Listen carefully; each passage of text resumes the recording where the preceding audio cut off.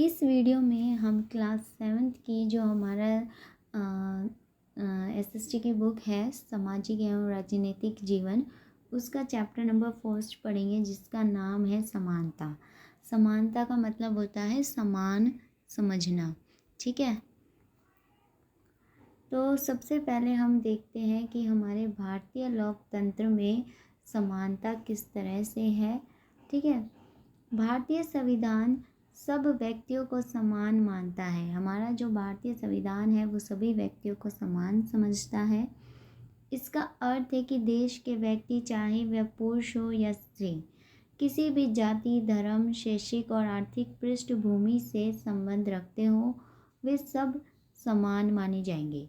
ठीक है, अब यहाँ पर इन लाइनों में बोला गया है कि चाहे वह पुरुष हो या स्त्री हो या किसी भी जाति से बिलोंग करते हो या धर्म, शैक्षिक या आर्थिक पृष्ठभूमि से बिलोंग करते हो, वो सारे ही क्या समझे जाएंगे, समान माने जाएंगे। लेकिन इसके बाद भी हम यह नहीं कह सकते कि असमानता ख़त्म हो गई है। लेकिन फिर भी हम ये नहीं कह सकते कि वही जो असमानता है वो ख़त्म पूरी तरह से हो गई है।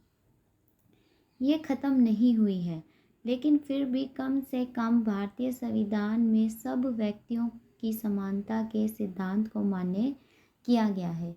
असमानता ख़त्म नहीं हुई, लेकिन फिर भी कम से कम जो हमारा भारतीय संविधान है उसमें तो सभी व्यक्तियों के लिए समानता का सिद्धांत जो है उसको मान्य कर दिया गया है।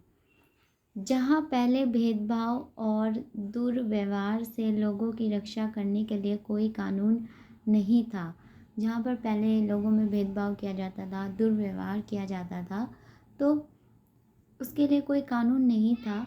अब अनेक कानून लोगों के समान तथा उनके साथ समानता के व्यवहार को सुनिश्चित करने के लिए मौजूद हैं। अब ऐसे बहुत सारे कानून बना दिए गए हैं जो लोगों के सम्मान और उनके साथ समानता का व्यवहार करने के लिए मजबूर कर सकते हैं। ठीक है, ये पिक्चर जो दिखाई जा रही है, ये देखो, इन पिक्चर में क्या दिखाया जा रहा है। यहाँ पर लिखा है 1975 में बनी दीवार फिल्म में जूते पॉलिश करने वाला एक लड़का फेंक कर दिए गए पैसे को उठाने से इनकार कर देता है। तो ये जूते साफ़ करने वाला लड़का है। ठीक है, इसको जो है ये फेंक कर पैसे देते हैं, तो ये उठाने से क्या कर देता है, इनकार कर देता है। वह मानता है कि उसके काम की भी गरिमा है और उसे उसका भुगतान आदर के साथ किया जाना चाहिए। और वो ऐसे मानता है कि भाई उसके काम की भी जो है एक गरिमा है और जो भी उसको पैसे दे रहा है वो उसको पूरे आदर और सम्मान से दे। फिर यहाँ पर आगे बोला है कि समानता को स्थापित करने के लिए संविधान में जो प्रावधान, उनमें से कुछ निम्नलिखित है। प्रथम, कानून की दृष्टि में हर व्यक्ति समान है। तो कुछ प्रावधान है जो कि यहाँ पर दिए गए हैं। पहला ये है कि भाई कानून की दृष्टि में सभी को समान माना गया है। इसका तात्पर्य यह है कि हर व्यक्ति को देश के राष्ट्रपति से लेकर कांता जैसी घरेलू काम की नौकरानी करने वाली महिला तक सभी को एक ही जैसे कानून का पालन करना है। तो यहाँ पर बोला है कि चाहे वो राष्ट्रपति हो या कांता जैसी घरेलू काम की नौकरी करने वाली महिला हो, उन सभी के लिए एक ही जैसे कानून बनाए गए हैं। दूसरा, किसी भी व्यक्ति के साथ उसके धर्म, जाति, वंश, जन्म स्थान और उसके स्त्री या पुरुष होने के आधार पर भेदभाव नहीं किया जा सकता। और दूसरा यहाँ पे प्रावधान दिया गया, चाहे वो किसी भी जाति, धर्म, वंश या जन्म स्थान से बिलोंग करता हो, तो उसके आधार पर भी भेदभाव नहीं कर सकते। चाहे वो स्त्री हो या पुरुष हो, हम भेदभाव नहीं करेंगे। तीसरा यहाँ पे प्रावधान है, हर व्यक्ति सार्वजनिक स्थानों पर जा सकता है। हर व्यक्ति को सार्वजनिक स्थानों पर जाने की आज्ञा थी। ठीक है, जिनमें जैसे कि खेल के मैदान आ गए, होटल हो गया, दुकानें हो गए और बाज़ार आदि सम्मिलित है। तो यहाँ पर हर एक व्यक्ति जा सकता है, किसी भी व्यक्ति में कोई भी भेदभाव नहीं किया जाएगा। सब लोग सार्वजनिक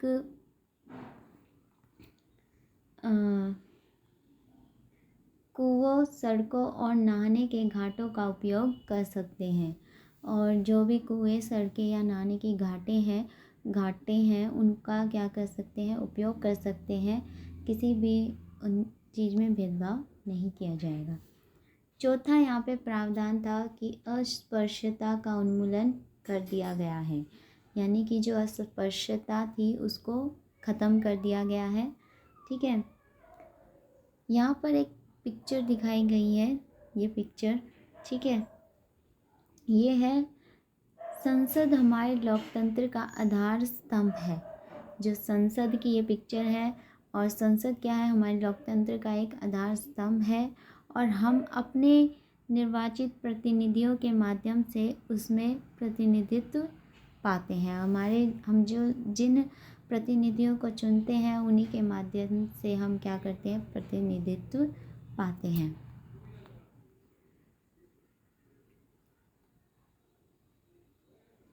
फिर यहाँ पे कहा है, शासन ने संविधान द्वारा मान्य किए गए समानता के अधिकार को 2 तरह से लागू किया है।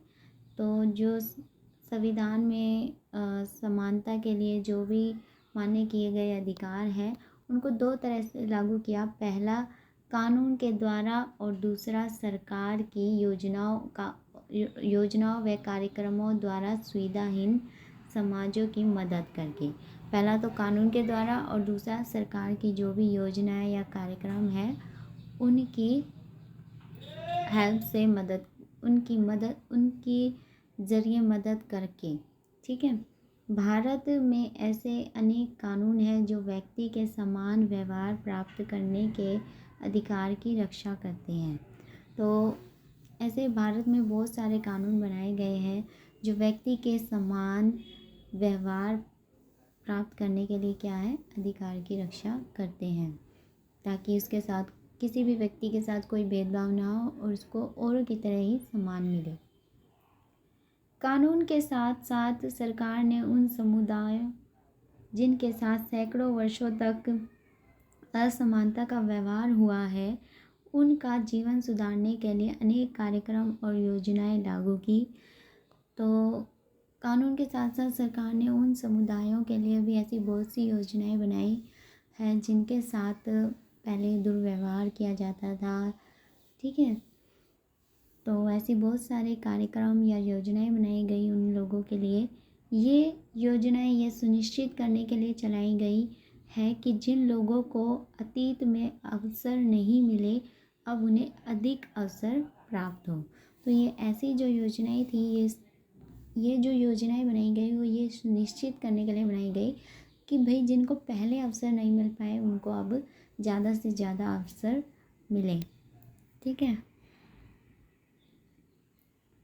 जिसे यहाँ पिक्चर में भी दिखाया है, भूखमरी समाप्त करना। सतत विकास लक्ष्य 2 का क्या लक्ष्य था, भूखमरी को समाप्त करना। ठीक है, फिर ये दूसरी पिक्चर भी दिखाई गई है। इस दूसरी पिक्चर में दिखाया गया है कि उत्तराखंड की एक शासकीय शाला में बच्चों को उनका मध्याह्न भोजन परोसा जा रहा है, यानी मिड डे मील जो है वो बच्चों को दिया जा रहा है। इस दिशा में सरकार द्वारा उठाया गया एक कदम है मध्याह्न भोजन की व्यवस्था। तो इस दिशा में जो सरकार ने कदम उठाया वो पहला कदम ये है कि भाई मिड डे मील की व्यवस्था। इस कार्यक्रम के अंतर्गत सभी सरकारी प्राथमिक स्कूलों के बच्चों को दोपहर का भोजन स्कूल द्वारा दिया जाता है। सरकारी स्कूलों में आप सभी को पता है कि भाई बच्चों को जो है दोपहर का भोजन दिया जाता है। यह योजना भारत में सर्वप्रथम तमिलनाडु राज्य में प्रारंभ की गई थी। और जो ये मिड डे मील की योजना थी वो सबसे पहले तमिलनाडु में शुरू की गई। और कब की गई थी, 2001 में। उच्चतम न्यायालय ने सभी राज्य सरकारों को इसे अपने स्कूलों में 6 माह के अंदर आरंभ करने के निर्देश दिए थे। 2001 में तमिलनाडु में सबसे पहले शुरू हुआ और इसे 6 महीने के अंदर अंदर लागू करने का ऑर्डर दे दिया गया था। इस कार्यक्रम के काफ़ी सकारात्मक प्रभाव हुए, मतलब काफ़ी पॉजिटिव प्रभाव निकले। उदाहरण के लिए दोपहर का भोजन मिलने के कारण जो गरीब बच्चे थे उनको अधिक संख्या में स्कूलों में प्रवेश लेना और नियमित रूप से स्कूल जाना शुरू कर दिया गया। ज़्यादा से ज़्यादा जो गरीब बच्चे थे वो स्कूल में आए मिड डे मील के बहाने, ठीक है, और डेली स्कूल आते थे बच्चे। शिक्षक बताते हैं कि पहले बच्चे खाना खाने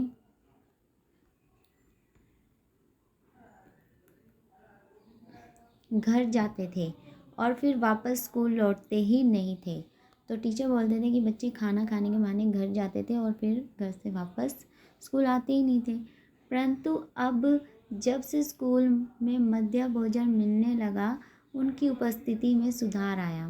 जब से उनको मिड डे मील मिलने लगा तो उनकी जो उपस्थिति है उसमें भी सुधार आया। डेली बच्चे स्कूल आने लगे। वे माताएं जिन्हें पहले अपना काम छोड़कर दोपहर को बच्चों को खाना खिलाने घर आना पड़ता था, अब उन्हें ऐसा नहीं करना पड़ता। इस कार्यक्रम से जातिगत पूर्वाग्रहों को कम करने में भी सहायता मिली, क्योंकि स्कूल में सभी जातियों के बच्चों के साथ भोजन करते हैं और कुछ स्थानों पर तो भोजन पकाने के लिए दलित महिलाओं को काम पर रखा गया। तो जो जातिगत भेदभाव होता था वो भी क्या किया गया, कम किया गया है इसकी मदद से। मध्य भोजन कार्यक्रम ने निर्धन विद्यार्थियों की भूख मिटाने में भी सहायता की, जो प्राय खाली पेट स्कूल आते हैं और इस कारण पढ़ाई पर ध्यान केंद्रित नहीं कर पाते।